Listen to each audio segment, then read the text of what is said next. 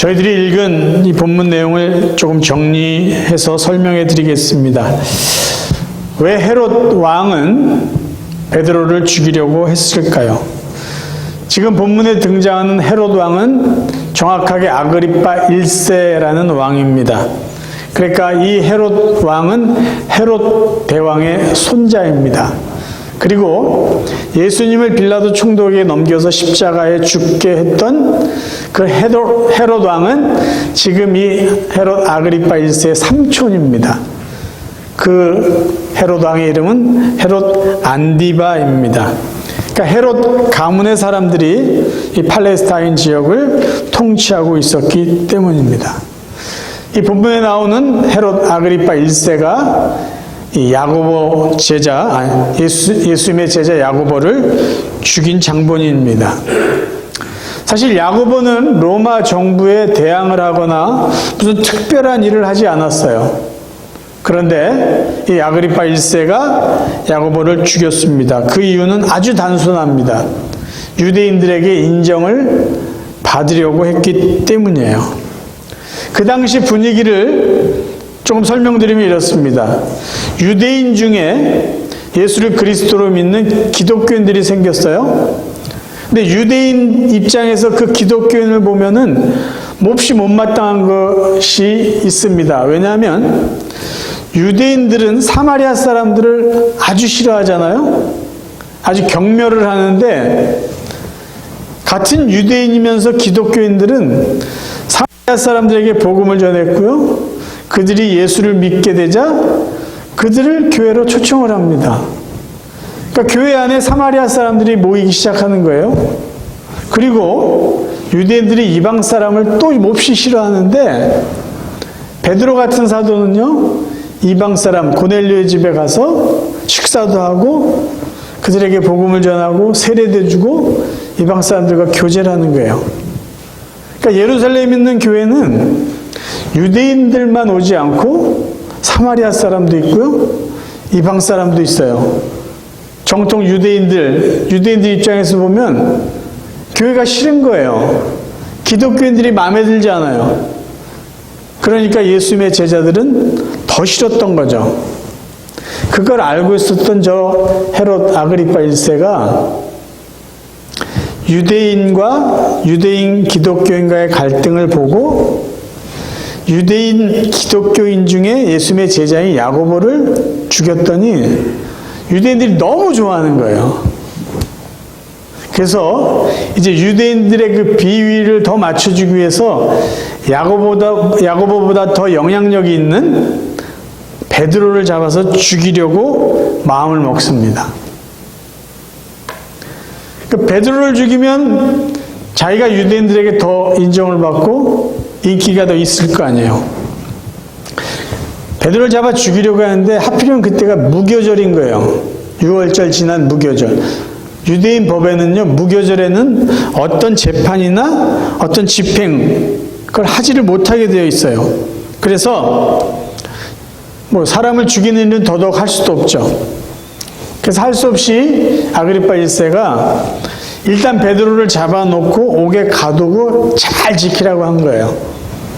그리고 무교절이 끝나는 바로 내일 이 베드로를 공개 처형해서 유대인들의 마음에 기쁨을 주고 자기는 더 인정을 받으려고 계획하고 있었던 거죠. 그러니까 그 당시 상황은 예수님의 제자 야고보가 이미 순교당한 상태고 이제 하루가 지나면 베드로도 순교를 당하게 되는 그런 상황입니다. 저는 오늘 이 본문 내용을 중심으로 해서 여러분과 살펴보고자 하는 것은 이거예요. 베드로도 그렇고 그 교회 성도들도 그렇고 정말 어려움에 처해 있습니다. 어려움에 처해 있는 이들이 어떻게 그 어려움을 대처하고 이겨나갔는지 그 부분에 대해서 같이 한번 생각해 보려고 합니다. 어려운 일을 당했을 때 베드로와 성도들은 무슨 일을 했을까요? 먼저 베드로입니다. 베드로가 한 일은요, 하나님 앞에 맡긴 거예요. 우리가 이미 본문을 읽었지만 감옥에 갇혀 있고 내일 죽게 되어 있는 이 베드로의 모습을 보면요, 아주 깊은 잠에 빠져 있었습니다. 베드로가 감옥에 갇힌 거는 지금이 세 번째예요. 그러면 베드로도 이제 감옥에 가는 게 익숙해져서 그냥 잠을 자나 보다. 정말 그럴까요? 아무리 마음이 편한 사람이라도 내일 죽는다니까요, 내일. 그냥 협박한 게 아니라 이미 자기 동료 야고보가 죽었어요. 자기도 이제 그렇게 될 것을 당연한 것으로 알고 있습니다. 그런데 베드로는 지금 잠을 자고 있어요. 그냥 잠을 잔 게 아니라요. 오늘 본문에 보면요. 깊이 잠을 자고 있어요. 그래서 천사가 베드로의 옆구리를 쳐서 깨울 정도로 자고 있었어요. 12장 7절입니다. 호련히 주의 사자가 나타나매 옥중에 광채가 빛나며 또 베드로의 옆구리를 쳐 깨워 이르되 급히 일어나라. 그러니까 이렇게 조용하게 깨운 게 아니라요. 발길로 찼는지 모르겠지만 옆구리를 쳐서 깨울 정도로 자고 있었어요. 베드로가 감각이 무딘 사람이 아니에요. 베드로는 성격이 급하다는 걸 우리가 알고 있어요. 근데 어떻게 이런 사람이 내일 죽게 될 상황에 놓여 있는데도 불구하고 깊이 잠을 들 수 있었을까요? 그 비결은요, 그는 자신의 그 삶을, 죽음을 하나님께 맡겼기 때문이에요. 우리가 이것을 짐작할 수 있는 근거가 있어요. 베드로 사도가 성도들에게 보낸 편지에 보면요, 이런 말이 있어요. 베드로전서 5장 7절, 너희 염려를 다 주께 맡기라. 이는 그가 너희를 돌보심이라. 자기의 경험을 이야기하는 거죠. 그렇죠? 염려, 근심 다 맡겨. 하나님이 돌봐주실 거야. 영어 성경에 캐스트라는 단어를 썼어요. 원어에도 던져버리라는 의미로 사용을 합니다. 이 캐스트라는 단어는 어떤 의미냐면요, 여러분 낚시할 때 낚싯줄을 바다에 이렇게 쫙 던지는 거랑 같은 개념이에요. 그러니까 던져버리는 거예요, 말 그대로. 너희 염려를 다 주께, 하나님께 맡겨버리라는 거죠. 왜요? 그럼 하나님이 그것을 알아서 돌봐주실 것이기 때문이에요. 티벳 속담에 이런 말이 있습니다. 걱정을 해서 걱정이 없어진다면 걱정할 일이 없겠네. 걱정은 한다고 없어지는 게 아니잖아요. 특별히 죽고 사는 문제 이런 건요, 우리가 걱정한다고 해결될 일이 아닙니다. 베드로가 보여준 모습이 이거예요. 내가 죽을 건데 내가 밤새 고민한다고, 내가 지금 이 상황에서 뭘 어떻게 할 거야? 하나님의 뜻이 있을 거야. 하나님이 이 상황 속에서 하실 일이 있을 거야. 맡기고 그냥 자버린 거예요. 여러분, 평안이라는 주제를 걸고 그림 경연대회를 했답니다. 그래서 평안이라는 주제에 아주 잘 맞는 그림을 선정하는 그림대회예요. 이 그림대회에서 최고의 상을 받은 작품이 뭔지 아세요? 아주 잔잔한 호수에 자그마한 배에 앉아있는 소녀를 그린 그림이 아니고요, 평안한 바다를 배경으로 그린 그림이 상을 받은 게 아니고, 고요한 숲속에서 명상에 잠겨있는 수도승을 그린 그림이 아니고, 눈보라가 휘몰아치고 깎아지른 듯한 절벽 꼭대기에 독수리, 어미 독수리 품에 안겨서 잠을 자고 있는 새끼 독수리에 초점을 맞춰서 그린 그림이 최고의 상을 받았다고 합니다. 진정한 평안은요, 고요하고 아무 일 없고 편안한 상태에 있을 때 표현되는 것이 아니에요. 어렵고 힘들고 비바람이 몰아치고 눈보라가 치는 그 상황 속에서 편안함을 누릴 수 있는 것, 그것이 진정한 평안이죠. 예수님이 말씀하셨습니다. 평안을 너에게 끼치노니 곧 나의 평안을 너에게 주노라. 내가 너에게 주는 것은 세상이 주는 것과 같이 아니하니라. 너희는 마음에 근심하지도 말고 두려워하지도 말라. 세상이 주지 못하는 평안을 누리는 방법은요, 내 안에 있는 근심이나 두려움이나 어려움을 하나님께 맡길 때만이 누릴 수 있습니다. 베드로가 누렸던 평안은 분명히 하나님만이 줄 수 있는 평안이라고 저는 믿습니다.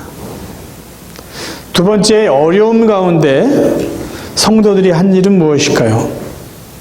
그것은 하나님 앞에 기도하는 것이었어요. 이것이 성도들이 우리에게 보여주는 어려울 때 무엇을 할 것인가? 바로 귀한 교훈입니다. 본문 12장 5절입니다. 이에 베드로는 옥에 갇혔고 교회는 그를 위하여 간절히 하나님께 기도하더라. 그 당시 분위기를 다시 한번 생각해 봅시다.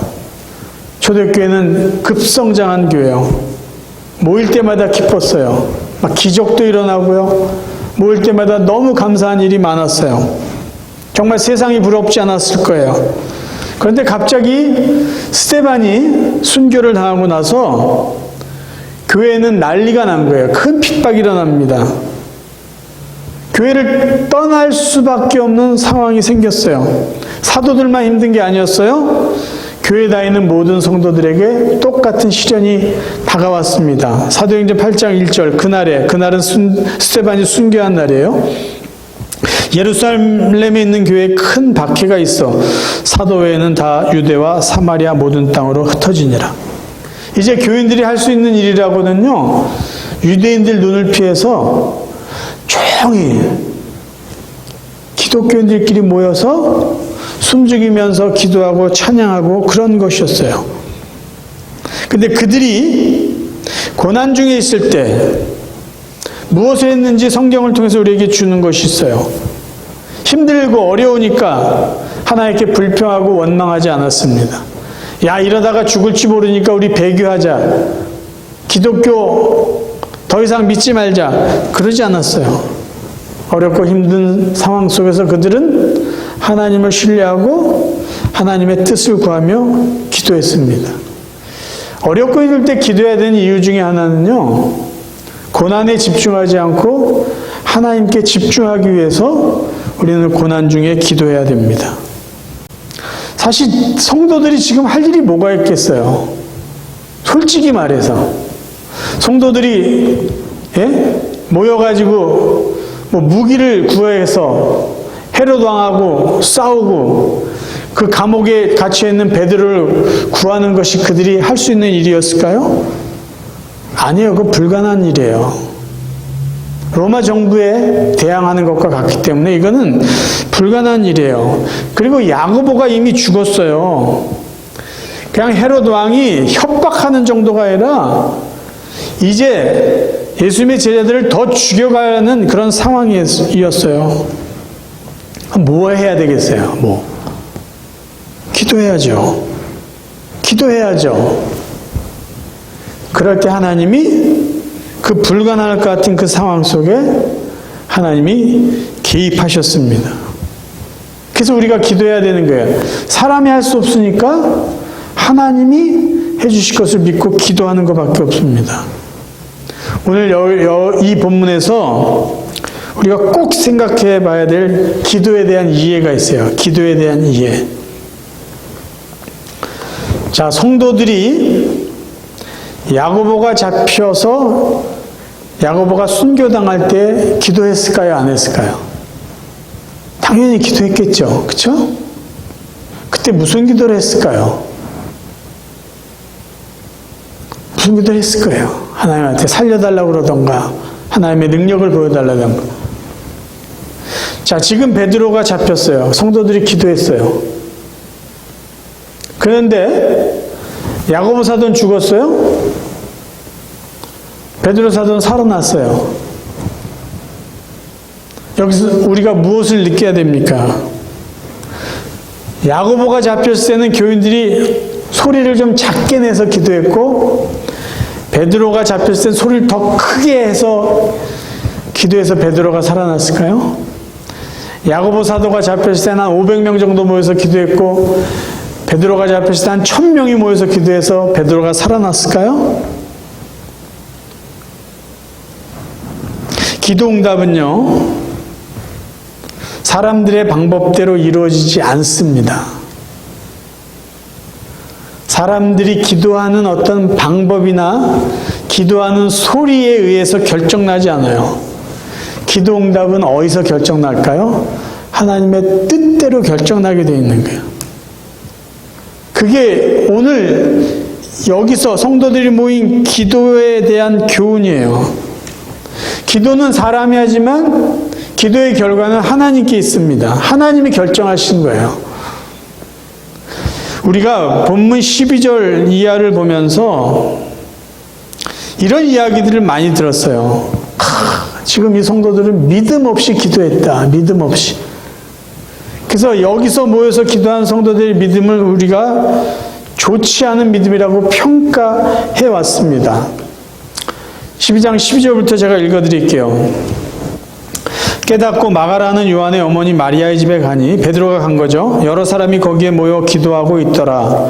베드로가 대문을 두드린데 로데라는 여자아이가 영접하러 나왔다가 베드로의 음성인 줄 알고 기뻐하여 문을 미처 열지 못하고 달려들어가 말하되 베드로가 대문 밖에 섰더라 하니 그들이 말하되 네가 미쳤다 하나 여자아이는 힘써 말하되 참말이라 하니 그들이 말하되 그러면 그의 천사라 하더라. 베드로가 문 두드리기를 그치지 아니하니 그들이 문을 열어 베드로를 보고 놀라니라. 저도 어렸을 때 이 본문에 대한 설교를 이렇게 들었어요.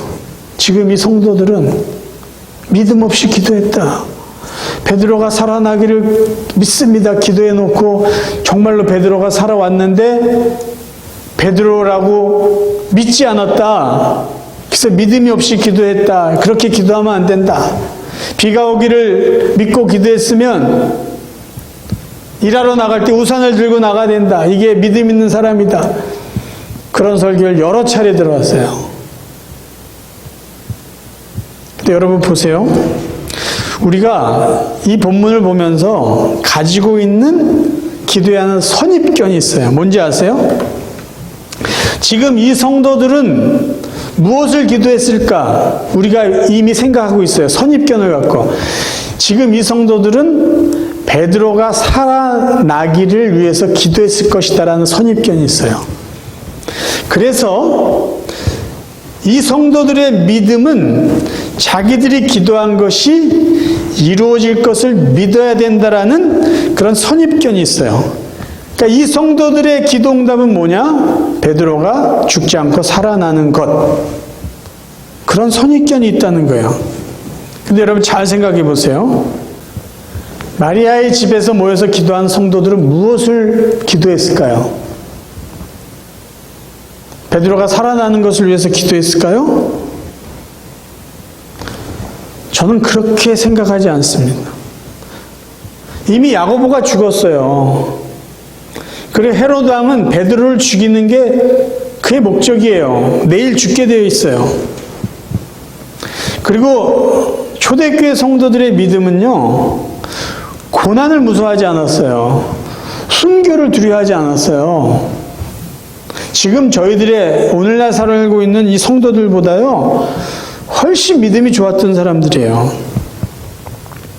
그럼 이들이 베드로가 지금 감옥에 갇혀 있을 때 무엇을 기도했을까요? 하나님, 저 베드로 사도가 이제 순교를 당할 텐데 하나님의 영광을 위해서 죽게 해주십시오. 이런 기도 안 했을까요? 하나님, 베드로 사도까지 죽을지라도 하나님의 교회가 약해지지 않게 해주세요. 우리의 믿음이 흔들리지 않게 해주세요.